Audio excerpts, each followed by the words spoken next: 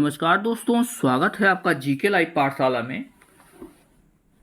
RRB, NTPC और RRB के सभी एग्जामों के लिए आपके इस लेक्चर में हम लोग जो है यूथ कंपटीशन टाइम्स का बुक कवर करेंगे, जिसमें आज के लेक्चर में आधुनिक इतिहास को हम लोग देखेंगे।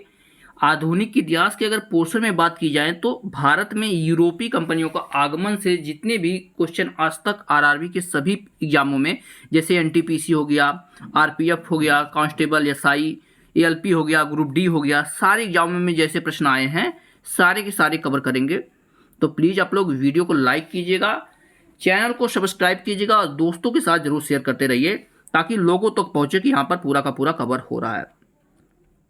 चलिए शुरुआत करते हैं भारत में यूरोपियों का आगमन, जिसमें पहला प्रश्न दिया गया है, औपनिवेशिक शासन की स्थापना निम्न में से सबसे पहले कहाँ हुई थी?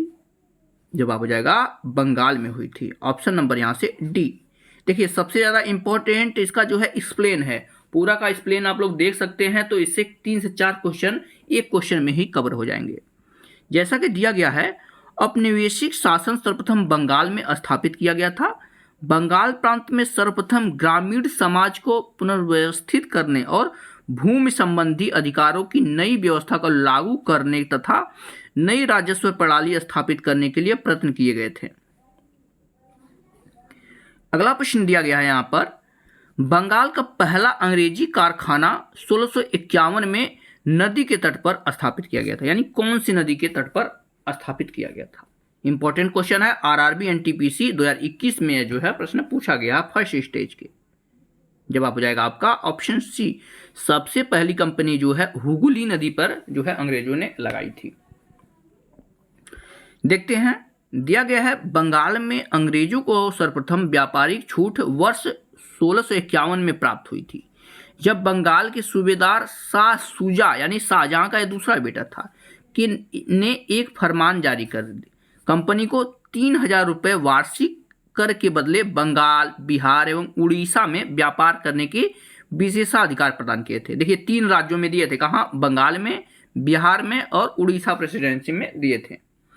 शाह शुजा की अनुमति से बंगाल में पहला अंग्रेजी कारखाना 1651 ईस्वी में हुगली नदी के तट पर स्थापित किया गया था तथा अंग्रेज अधिकारी ब्रिजमैन, ध्यान रखिएगा इस नाम को, ब्रिजमैन को इस कारखाने यानी फैक्ट्री का प्रधान नियुक्त किया गया था।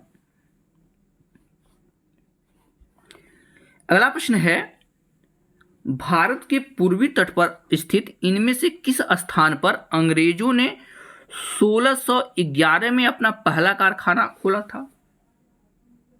जवाब हो जाएगा, यह जो है मसूलीपट्टनम में खोला था। ठीक है ना, पूर्वी तट पर के मसूलीपट्टनम में पहला कारखाना खोला था। जवाब देखते हैं इसका, भारत के पूर्वी तट पर स्थित मसूलीपट्टनम में 1611 में अंग्रेजों ने अपना पहला कारखाना खोला था।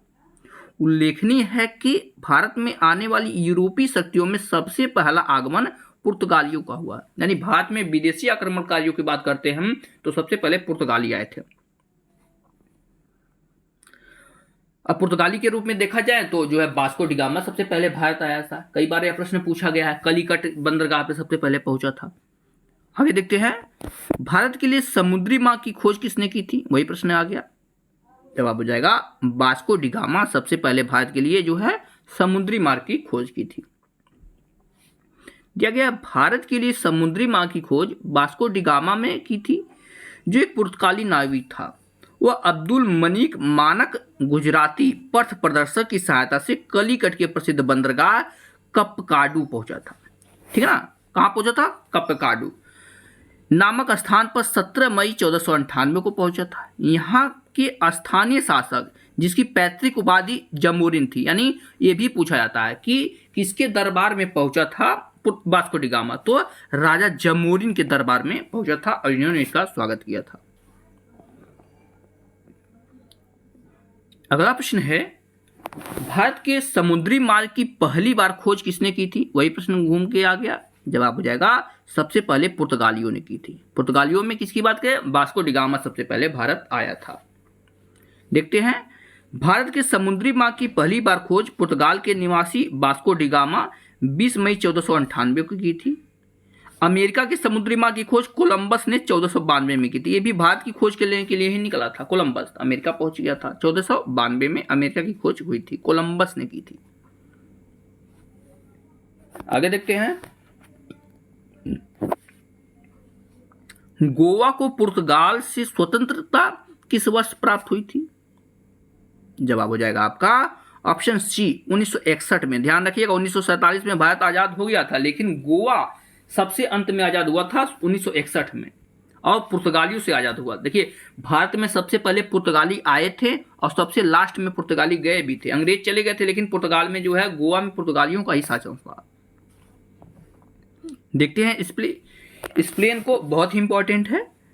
15 अगस्त 1955 को गोवा को पुर्तगाली शासक से मुक्त कराने के लिए 3000 सत्याग्रहियों ने अहिंसक आंदोलन की शुरुआत किया था और जनता ने जनमत संग्रह की मांग की थी, परंतु पुर्तगाली सेनाओं ने निरर्थी जनता पर गोली चलाकर भारत सरकार को हस्तक्षेप करने के लिए विवश कर दिया।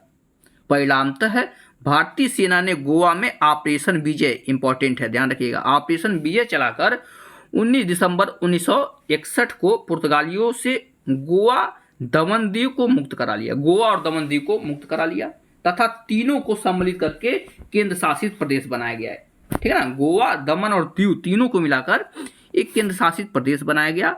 30 मई 1987 ईस्वी को गोवा भारत का 25वां प्रांत बना था।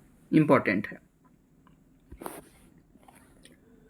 अगला प्रश्न दिया गया है, पुर्तगालियों द्वारा गोवा पर कब्जा कब किया गया था? जवाब हो जाएगा 1510 एडी में। कब किया गया था? 1510 एडी में किया गया था। उस समय पुर्तगाली वायसराय अल्फांसो द अल्बुकर्क ने 1510 ईस्वी में बीजापुर के सुल्तान यूसुफ आदिल शाह को हराकर गोवा को अपने कब्जे में लिया था। अगले प्रश्न को देखते हैं। इसमें दिया गया है, इनमें से कौन सा खोजकर्ता भारत आना चाहता था किंतु इसके बजाय अमेरिका के तट पर पहुंच गया? देखिए यह प्रश्न पूछा गया, मैं पिछली बार ही जो है पिछले क्वेश्चन में बता चुका हूं। जवाब हो जाएगा क्रिस्टोफर कोलंबस, जिन्होंने अमेरिका की खोज की थी, लेकिन वह भारत की खोज करने के लिए ही निकले थे और वह अमेरिका पहुंच गए थे। इसी कारण जो है वहां के मूल निवासियों को रेड इंडियन के नाम से भी जाना जाने लगा। ठीक है ना, क्वेश्चन पूछा जाता है रेड इंडियन जनजाति कहां पाई जाती है, तो अमेरिका में पाई जाती है, लेकिन वह इसकी नाम जो है कोलंबस ने ही दिया था।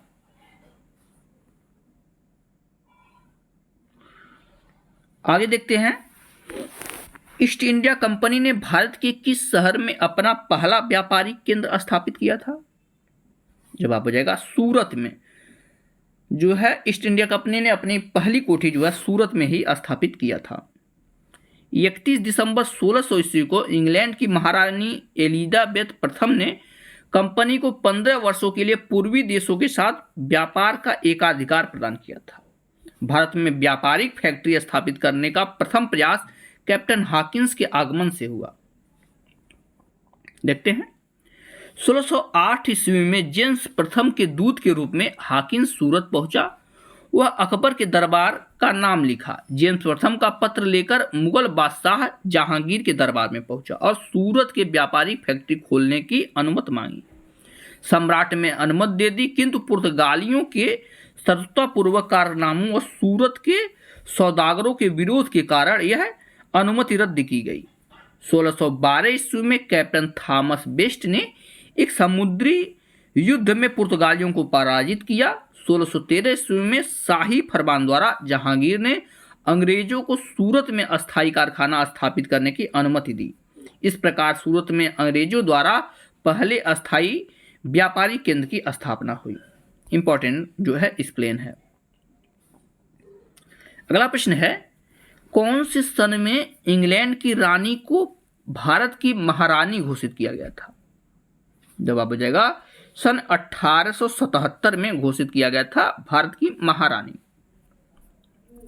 और इनका नाम की अगर बात करते हैं तो इनका पूरा नाम महारानी विक्टोरिया था। इन्हीं के नाम पर भारत के कोलकाता में विक्टोरिया मेमोरियल भवन का निर्माण भी किया गया है।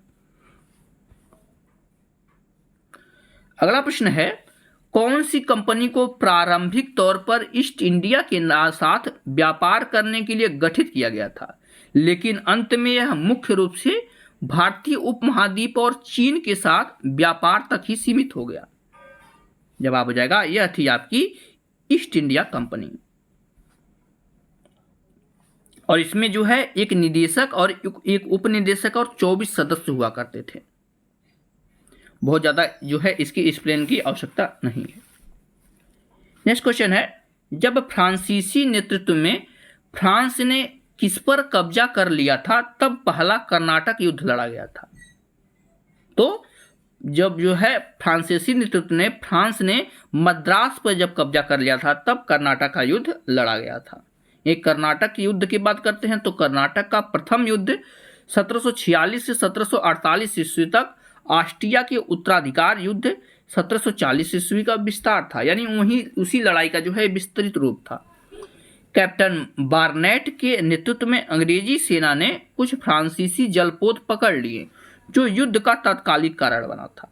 इसके परिणाम स्वरूप मॉरिशस के फ्रांसीसी गवर्नर ला बूडोने ने मद्रास पर अधिकार कर लिया। प्रथम कर्नाटक युद्ध कैप्टन पैराडाइज की फ्रांसीसी सेना तथा महफूज खां के नेतृत्व वाली नवाब की सेना के मध्य लड़ा गया था। इतना एक्सप्लेन आपके लिए काफी है। अगला प्रश्न है, ईस्ट इंडिया कंपनी की स्थापना के समय भारत का शासक कौन था? जवाब बनेगा उस समय जो है अकबर भारत का शासक था। विकल्प यहां से आपका बी सही हो जाएगा, अकबर।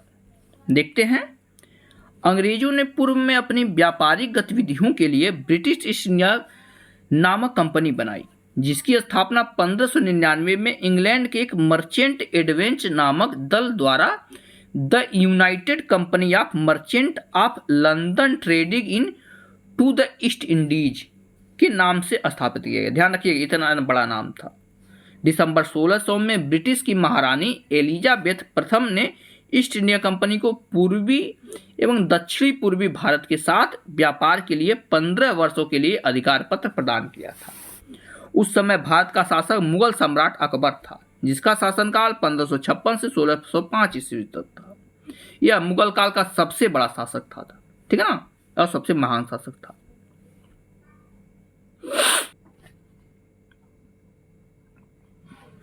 अगले प्रश्न को देखेंगे। इसमें दिया गया है, भारत में फोर्ट विलियम कौन सी नदी के किनारे स्थित है? जवाब हो जाएगा ऑप्शन बी, फोर्ट विलियम जो है हुगली नदी के किनारे स्थित है। और इस किले का निर्माण जो है 1781 ईस्वी में इसके प्रथम प्रेसिडेंट चार्ल्स आयर थे। लॉर्ड वेलेजली के समय इस किले में भारतीय नागरिक सेवा में भर्ती हुए युवकों को ट्रेनिंग किया जाता था। अगला प्रश्न देखते हैं। इसमें दिया गया है 1505 में भारत के पहले पुर्तगाली वायसराय द्वारा किस किले का निर्माण कराया गया था? वही क्वेश्चन फिर से घुमा के पूछ लिया है। जवाब हो जाएगा सेंट एंजेलो फोर्ट का निर्माण किया गया। किसका? सेंट एंजेलो फोर्ट का। अगला प्रश्न देखते हैं। इसमें दिया गया है, भारत में अपने नियंत्रण को बढ़ाने हेतु ब्रिटिश और भारतीयों के बीच कई युद्ध लड़े गए थे, परंतु निम्नलिखित में से वह युद्ध जो उसमें शामिल नहीं था, यानी भारत और ब्रिटिश के बीच कौन सा युद्ध नहीं हुआ था? जवाब हो जाएगा एंग्लो बांग्ला युद्ध जो है भारत और ब्रिटिश के बीच नहीं हुआ था। ऑप्शन डी यहां से सही हो जाएगा।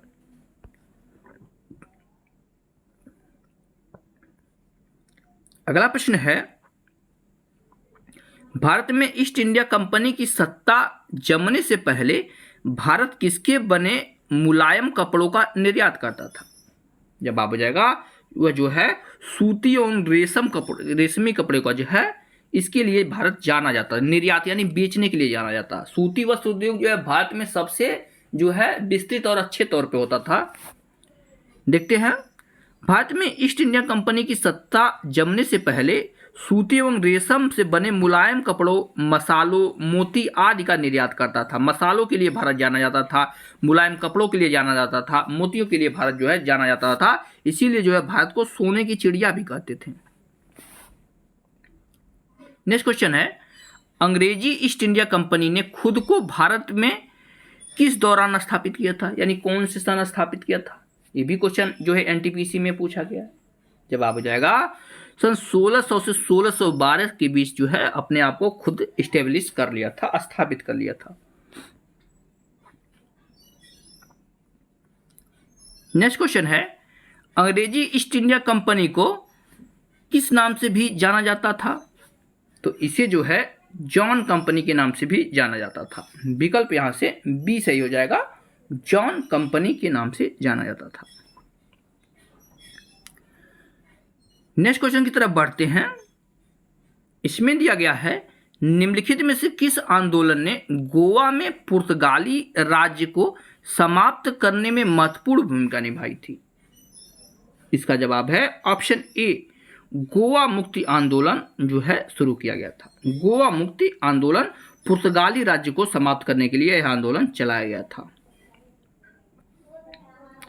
अगला प्रश्न है, 1600 ईस्वी में भारत में व्यापार चौकियों की स्थापना करने के लिए किसने ईस्ट इंडिया कंपनी को अधिकार दिया था? तो यह अधिकार जो है महारानी एलिजाबेथ फर्स्ट ने दिया था, जैसे पहले भी क्वेश्चन आप लोग पढ़ते आए हैं।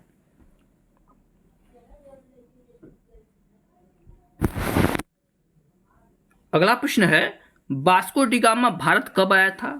आप लोग पहले भी देख चुके हैं। वास्को डी गामा जो है आपका 1498 में आया था। कब आया था? 17 मई 1498 में भारत पहुंचा था, कलिकट बंदरगाह पे और राजा जमूरिन के दरबार में। नेक्स्ट क्वेश्चन है, वास्को डी गामा कौन से सन में समुद्र के रास्ते भारत में पहला कदम रखने वाला प्रथम यूरोपीय था? वही प्रश्न इस तरह से घुमाया गया है। तो यह जो है 1498 में भारत आया था। बढ़ेंगे अगले प्रश्न की तरफ। प्लीज आप लोग जो भी लोग नए जुड़ रहे हैं चैनल को सब्सक्राइब जरूर कीजिएगा। दिया गया है, स्वतंत्रता से पूर्व निम्नलिखित में से कौन सी एक फ्रांसीसी कॉलोनी नहीं थी? तो देखिए इस प्रश्न में इसका कोई भी उत्तर आयोग ने नहीं माना है, तो इसको स्किप करते हैं। अगले प्रश्न को देखते हैं। पुर्तगाली व्यापारी गोवा की भूमि पर पहली बार किस सदी में आए थे? 1498 को जो है सदी में पूछ लिया है। जवाब हो जाएगा यह जो है 16वीं सदी में आए थे। विकल्प यहां से आपका सी से हो जाएगा, 16वीं सदी में।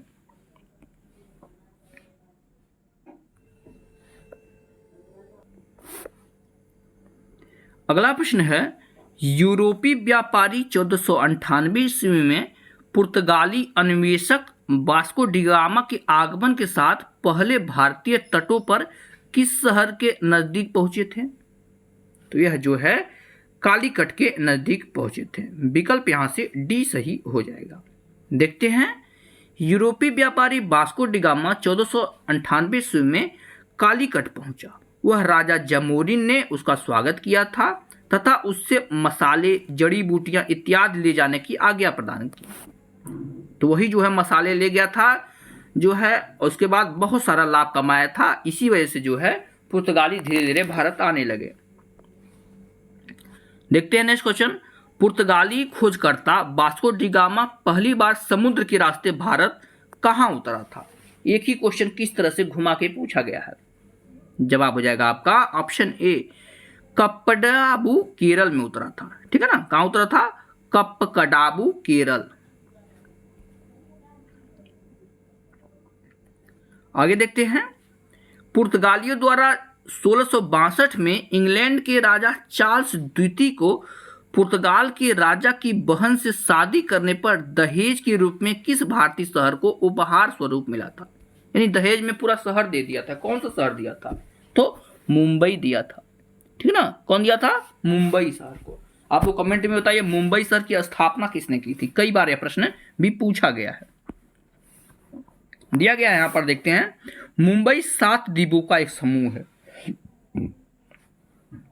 जिसे 1534 ईस्वी में पुर्तगालियों ने गुजरात के बहादुर शाह से छीना था।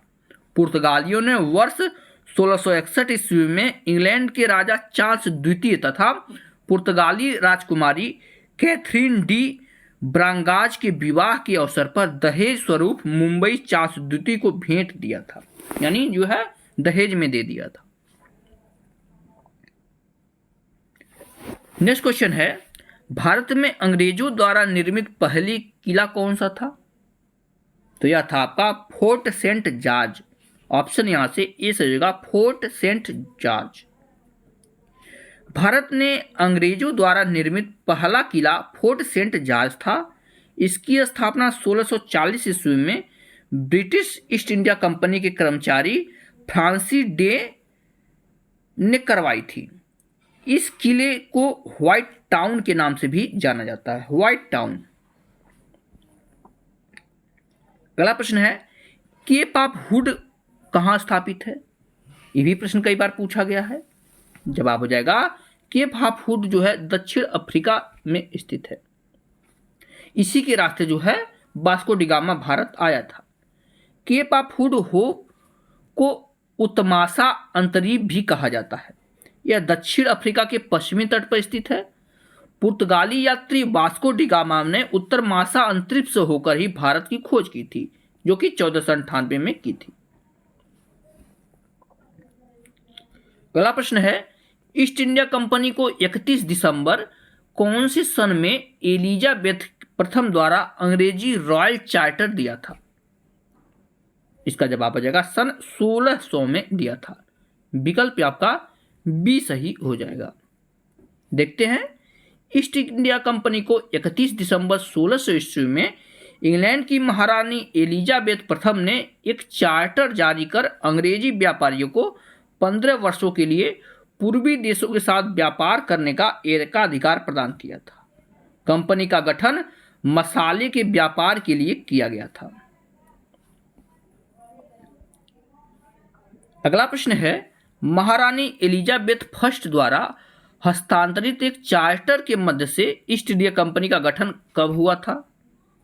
जवाब हो जाएगा सन 1600 में ईस्ट इंडिया कंपनी का गठन हुआ था। अगला प्रश्न है, अंग्रेजों ने भारत में क्षेत्रों को प्रांत में विभाजित किया।